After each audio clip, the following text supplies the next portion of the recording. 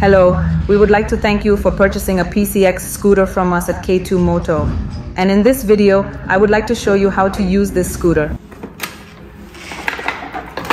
Our scooters are equipped with keyless control, which means that if I am standing next to the scooter is unlocked. If I walk away from it at a distance of about 3 meters, this scooter will lock itself. This is the remote key. On your new scooter, you can see 2 buttons. The top button with the flashing motorbike is just the echo of the motorbike.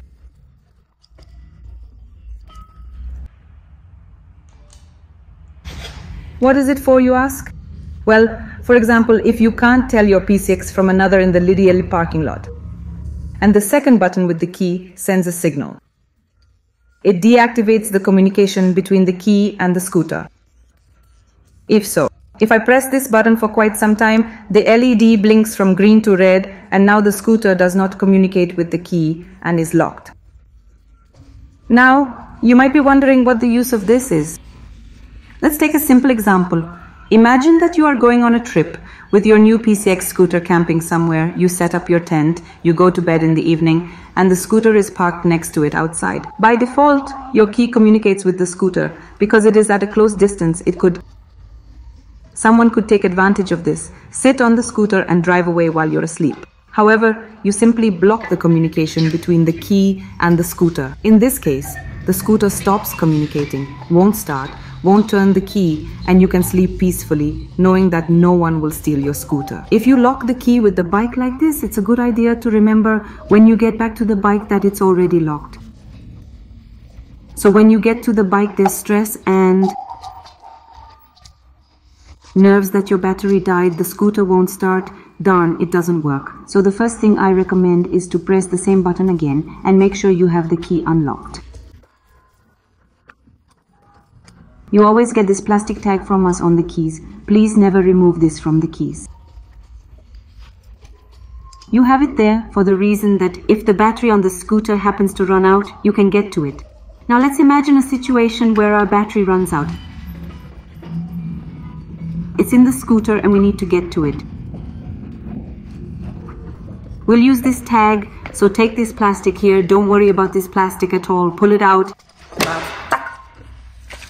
Kneel down, and from the right side of the ignition lockers, we have an opening of this shape. Insert the key, it just clicks, and the underseat area manually opens for me.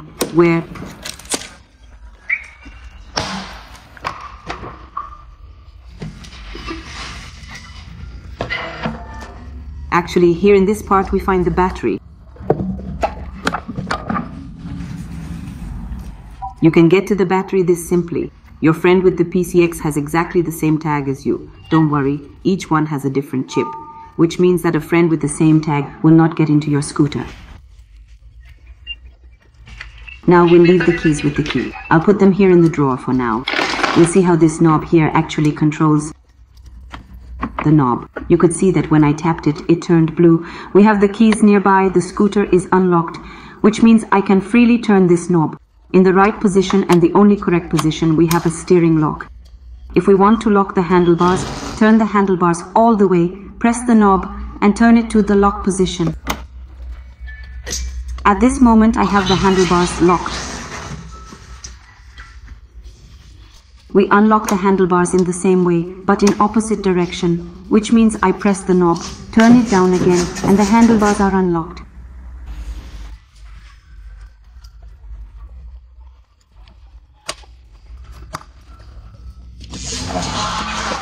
In this position on the wheel, we have the scooter turned off, locked. The first position to the left, the middle one, where seat and fill is written. We use it to unlock the storage space. To open the tank seat, if I want to open the underseat area, I press the net button. It clicked, our seat clicked. There was a click from the seat, so we opened the underseat compartment. Here are the tools. As we already discussed during the emergency opening, here's the battery. I'm going to click the seat and show the tank next. If I want to open the tank, I press the button up again. The lid opened, and we have a storage space for the lid from the tank. You have 1.5 liters of petrol in the tank, which means that you don't leave us completely dry, and we normally fill up with 95. If you want better petrol, you can get better petrol there. The last position to the left, that's actually the starter. When I turn the knob to this position, it actually turns on. The display lights up, and I can start at this moment before we rush to that Saint. Let's explain all the buttons on the handlebars. Here on the left we have high beams. I click and the high beams are on. I go back and the high beams don't light up. The klaxon, I won't honk, but it does. Turn signals to the left, right. I turn them off by pressing them. Then on the right hand grip we have a start-stop system at the top. If I click down, we see an A on the display for a moment. I will click it again. It was visible on the display, so I activate the start-stop. It lights up here.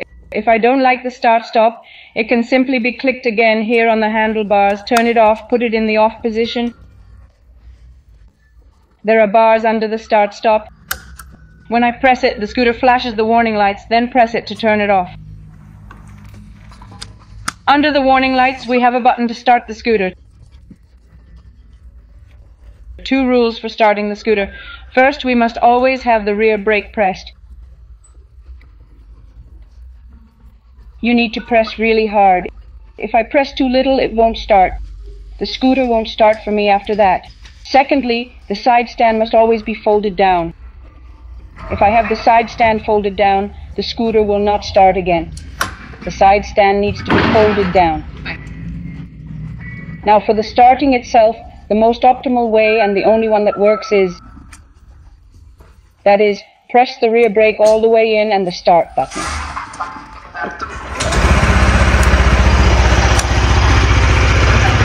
When we've reached our destination, we of course want to start the scooter. It is best to always turn the knob down. This is how we start the scooter, but there is an option. I will start it again then that you arrive and start the scooter by tilting it off the side. I'm going to fold it out now. My scooter went off after. Be careful, it's not a bad method, but it's essential to remember that the motorcycle light display is still on. If we don't want our battery to drain unnecessarily, we always need to think about that and turn the knob down.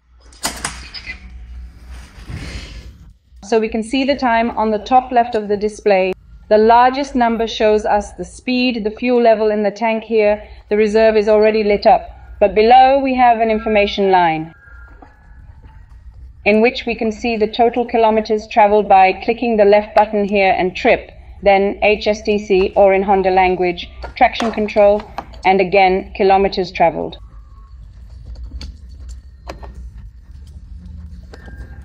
Here on the left we have the consumption. If we want to reset the trip to 0, the consumption, then we press the long button on the right, so we have reset it. When I click continue again and get that checked. Traction, by the way, it lights up orange here on the right, and I want to turn it off. Exactly the same as when I 0 the kilometers, the consumption. I press the right button again for a long time and the traction control turns off. When we turn it on or when we turn it back on, it also lights up at the bottom orange ABS.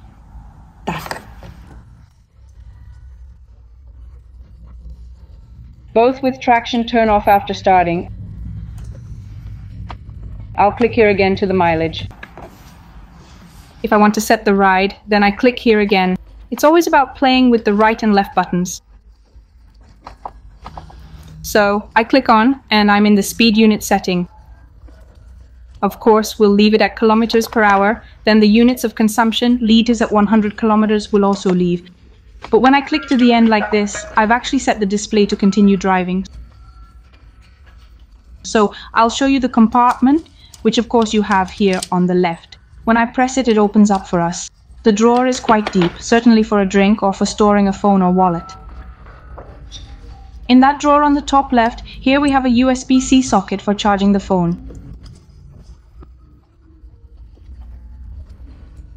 Be careful, the drawer isn't lockable, so don't forget valuables there so that someone doesn't steal them. Also the tires, considering that you just bought a new scooter from us, the tires are still new, they are greasy and have some stubble.